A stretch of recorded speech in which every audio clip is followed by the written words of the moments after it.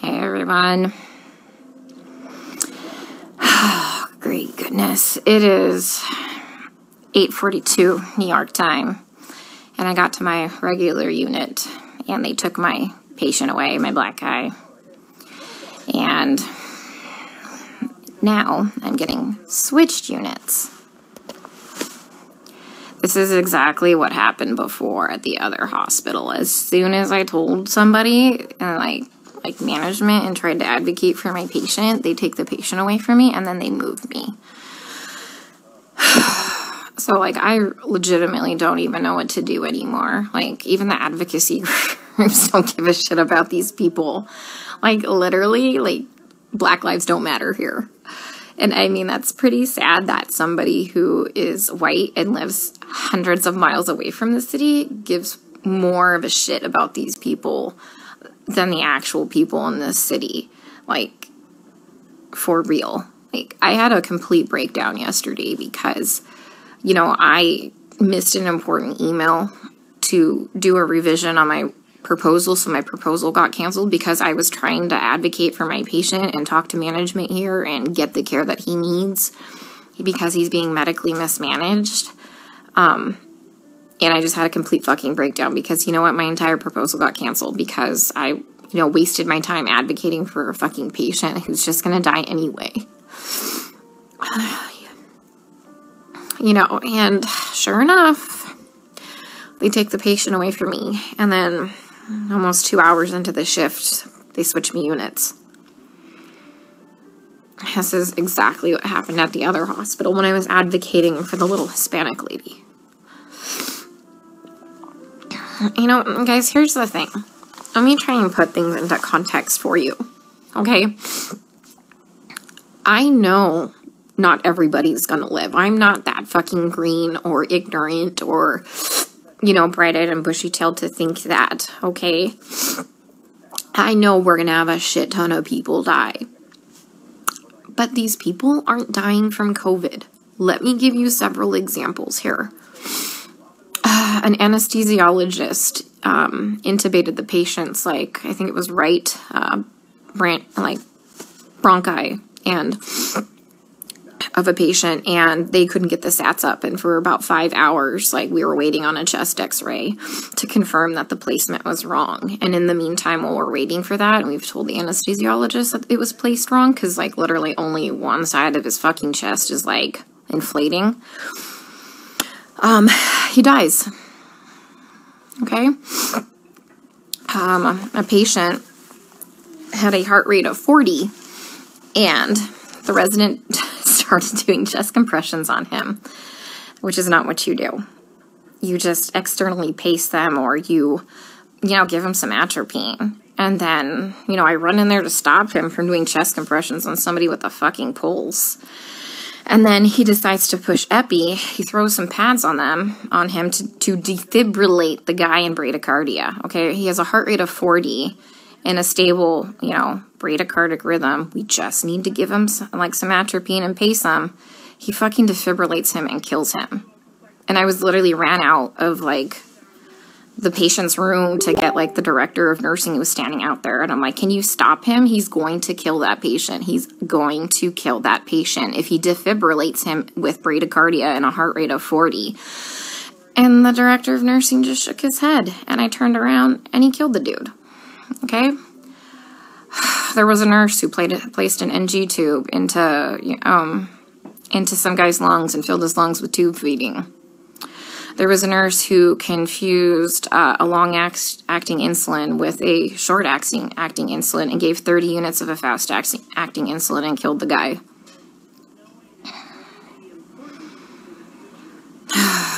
What else? Other stuff have I seen? Yeah. It's just here they're just gonna let them rot on the vent. They're medically mismanaging these patients. And, like, I'm not a doctor, guys. I'm not professing to be a doctor by any means. But there's, like I said, basic standards of care that we have to do. Like, when somebody's low on blood, like literally on the brink of a critical low blood level, we should replace the blood.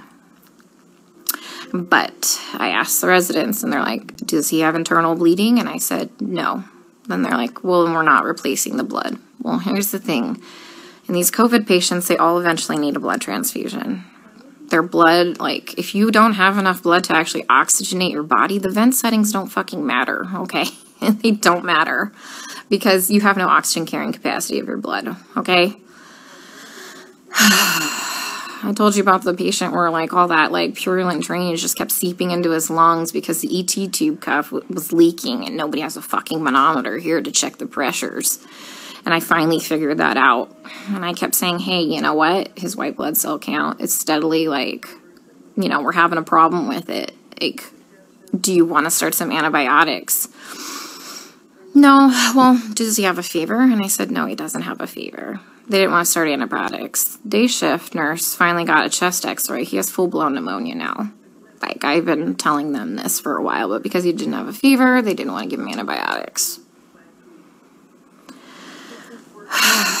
We have a nurse who, like, fell asleep at the fucking nurse's station while we were all in rooms, and her norepinephrine ran out, and the guy had no fucking blood pressure and didn't perfuse his brain, and I'm pretty sure he's brain dead. That same nurse is now running a CRRT machine, a dialysis-like machine, that she has never done before. She said she'll figure it out, okay? I'm pretty fucking smart, and I figure a lot of shit out, but I would never attempt to try and figure out a CRRT machine on the fly. Like, we are adequately staffed. There's a shit ton of staff in there, like, and we have a nurse who does CRRT in there. She has a different patient load.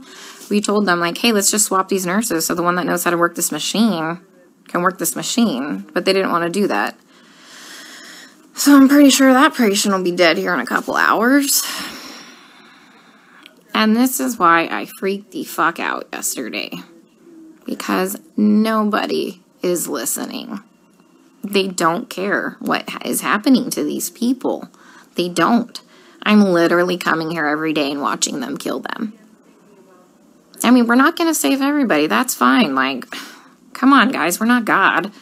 But, like, some of these people, hey, we know that they're not going to live. Let's start a hospice unit or something, you know? Like, they don't need to be in the ICU. Let's change course. Let's do palliative care or something. Like, literally, some of these people are just on sedation to keep them on the vents. Nothing else. I have a lady on a tranq on a vent, and she's not even fucking cognizant. She's not even on sedation. You know what we give her every day? We give her breathing treatments, albuterol, and she gets insulin. And that's it. That's it. We're not treating the COVID, guys. Like, for real, we're not treating the COVID. You know, every day we try and get these guys off the vents, right? Because, you know, there's criteria for weaning. Every day, the day shift nurse will wean them down, like, to, like, minimum sedation. Every night, we come in and we get the same 2 residents, and they fucking max out all the sedation again and undo all the work from the day shift. Then the day shift attendant will come in and they'll all do rounds, and they'll be like, he wasn't synchronizing with the vent. So we had to turn all the sedation on. And I'm like, he wasn't synchronizing with the vent because it's in the wrong vent mode.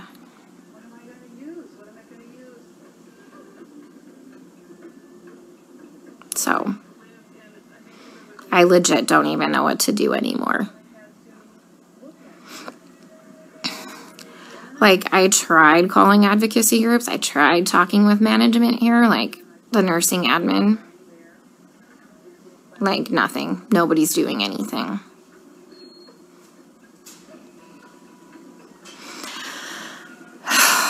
We still have 100% mortality rate in the ICU unit. I just left.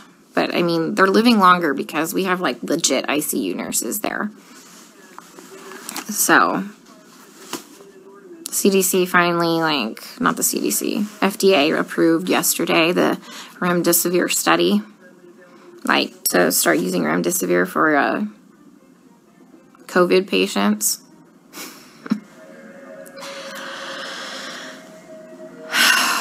Guys, I don't even know what to do anymore. And this is why I had a complete fucking breakdown. Like, I literally had to call my friend Lisa and FaceTime her, and she answered the fucking phone while she was in the shower because she, like, knew I was having a hard time to talk to her, because it's like going in the fucking Twilight Zone. Like, everyone here is okay with this.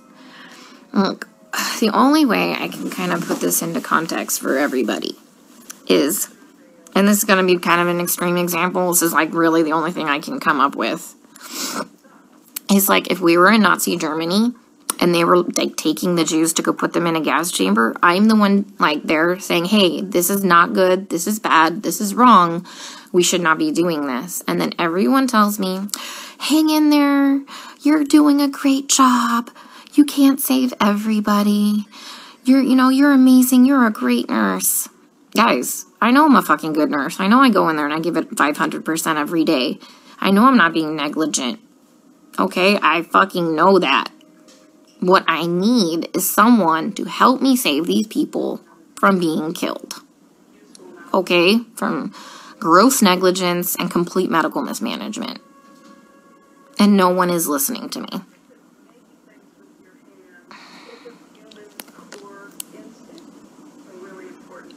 Like, for real, nobody's listening. I even tried getting a hold, like, of black advocacy groups here. They just put me on hold or hang up on me. Tried talking to management. Now I got moved units.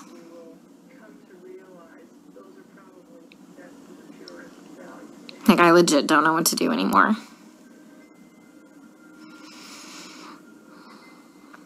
Can someone come up with, like, some type of a solution for me? Because I'm kind of out of ideas.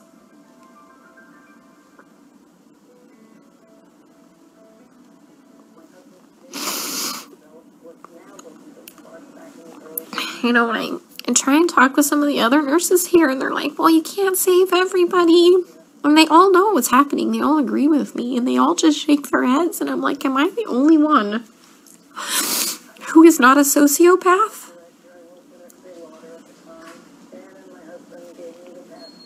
To think that this is okay?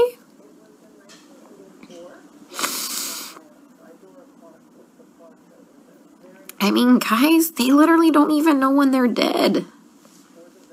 Like, how many times have I told you they've assigned me a dead person? Like, how long have they been dead? Nobody knows. Like, how is anybody assessing anything without a stethoscope? Normally we have, like, those disposable stethoscopes. But I knew what we were coming into, so I brought my old junky one. Nobody has listened to anybody's lungs as long as I've been here. Even with disposable stethoscopes.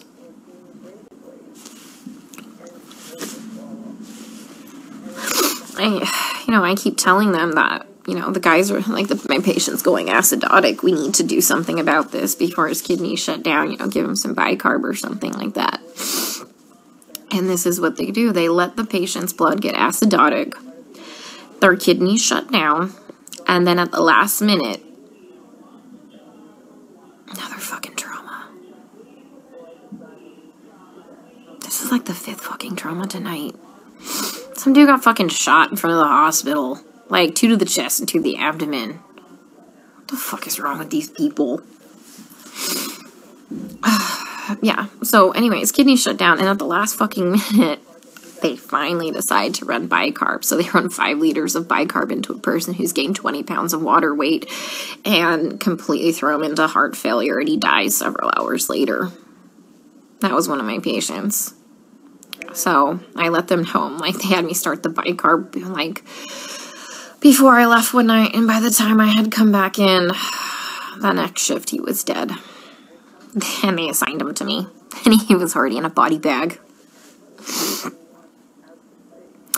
Like, guys, they're not dying of COVID, okay? Like, yeah, people are gonna fucking die of COVID. Like, yeah, some people legit will end up with multi-organ failures and will legit throw the clots and kill them, like, and die, people. I fucking know this. I'm not, like, some fucking new grad, okay? That's gonna save everybody in the world, okay? I am literally telling you that they're murdering these people, and nobody will listen to me. I mean, like I said, I'm not a doctor, but I'm pretty sure that when you defibrillate somebody with a heartbeat of 40 in a stable rhythm and you kill them, that's murder.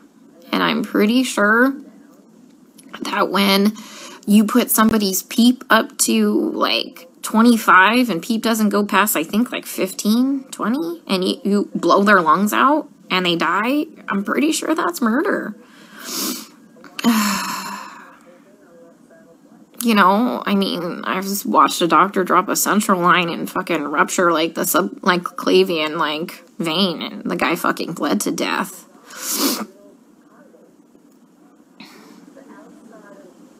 I mean, COVID didn't break that central line.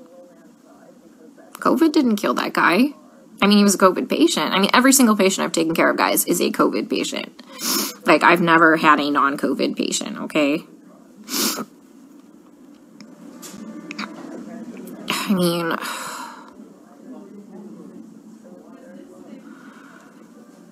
I don't even know what to say anymore.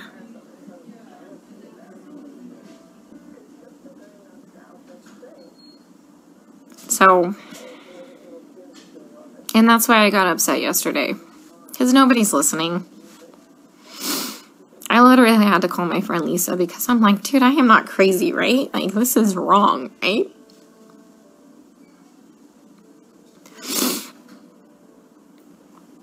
Oh, God.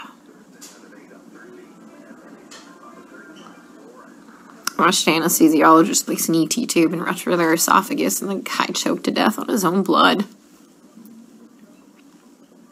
COVID didn't place that ET tube incorrectly. And nobody cares because they're all minorities and we're in the fucking hood.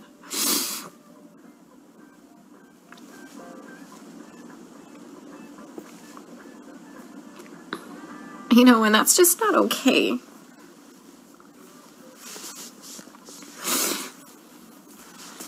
You know, I grew up really poor. And so I know what it's like to be, like, completely forgotten and for nobody to advocate for you. And that's why I get really upset, guys. Because, like I said, I know that a lot of people are gonna die, but, you know, COVID didn't cause that pneumo. And incorrectly placed ET tube placed that pneumo, and then they wouldn't let me fix it. Like, all I had to do was, like, adjust it. And they wouldn't let me do it.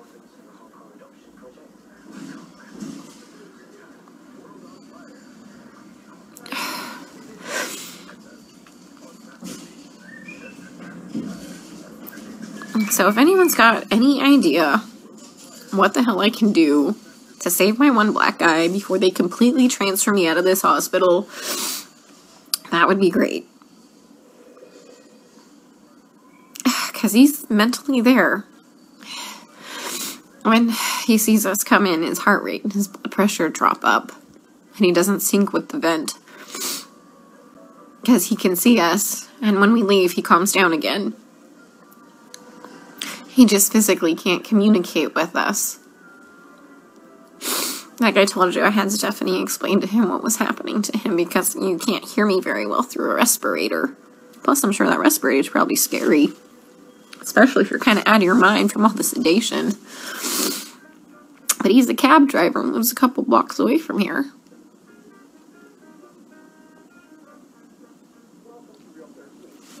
So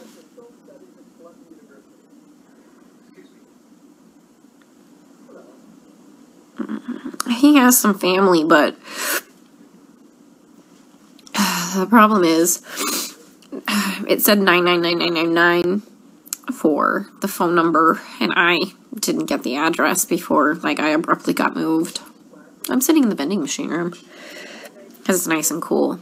I'm in between units right now, so they haven't realized I'm gone. I figured I'd have a mini meltdown and then get my shit together because I've never been to the other unit. Mind you, I've been on this unit the whole time, and whatever, I'm flexible. But once again, you know, I talked to admin. Next day I got moved. That's what happened at the other hospital. They don't care what's happening to these people. And I just have to keep watching them die. And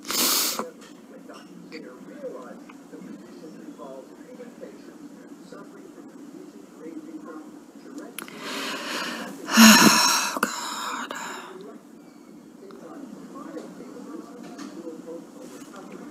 There's like this weird telenovela on. I think it's about a dog. Yeah, I mean, I tried talking to hospital management. I tried calling CMS. I tried calling the equivalency of their division of aging. I tried calling a couple Black Power groups in the area. Who else? I mean, this took several hours. This is why I missed that email for the revision for my proposal. Because, like, fuck, guys, I tried contacting a newspaper. Nobody called me back.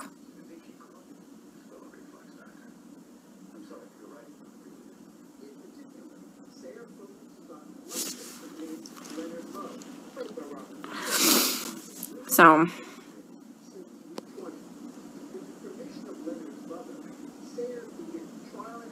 yeah, Stacy, fuck. You'd probably lose your mind because you're not a sociopath thinking this is all okay. That's just weird, guys. They're all okay with it. Like, I tell you, we get on the fucking bus and we go into the Twilight Zone here. Like, how do you not know when your patient is dead? For real. I mean, back at that other unit when shit was just crazy and bodies were just fucking dropping, yeah, I can understand that. But guys, you have a shit ton of staff. Like, yeah, we have hundreds of extra nurses that are still here that are not part of hospital staff managing these patients, but we're on top of it now. We're on top of it now. There's no reason to not know when your patient's dead. I mean, there's no reason you should be managing a dialysis machine never knowing how to use a dialysis machine when there's a dialysis nurse in there.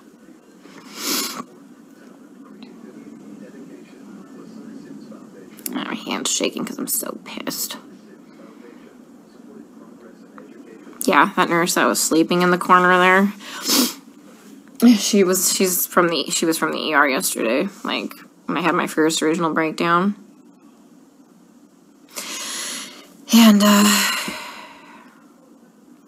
And she's like, well, they don't just unnecessarily intubate them. They try and, would you bypass? I'm like, girl, I am not fucking green. I know some, like, people need a tube dropped, okay? Like, I'm not saying that. Like, at the other hospital, they were doing unnecessary intubations because they had no fucking clue how to put the vent into CPAP or BiPAP. Yeah, I mean, so... I mean, but yeah, there's like legit indications like, fuck, that dude needs a tube. Yeah, I know that. I know that. Oh, God. Yeah, my lead at the other hospital who advocated for the patients too, like the first day I got there and I was in orientation, that crash course orientation, he warned me that I was going to have a problem. He would advocate for the patients too. They fucking moved him too. He's at a completely different hospital. I tried reaching out to him, but he hasn't texted me. Like, what do you think? I saw what was bad? He saw way worse shit than that. Okay, how bad's my face look? I'll just put my respirator on. They ain't gonna fucking know no different. I was in here freaking the fuck out. Alright, guys. I'm going to the unit. Let's see how they kill him there, okay? Stay safe. Stay out of NYC for your healthcare.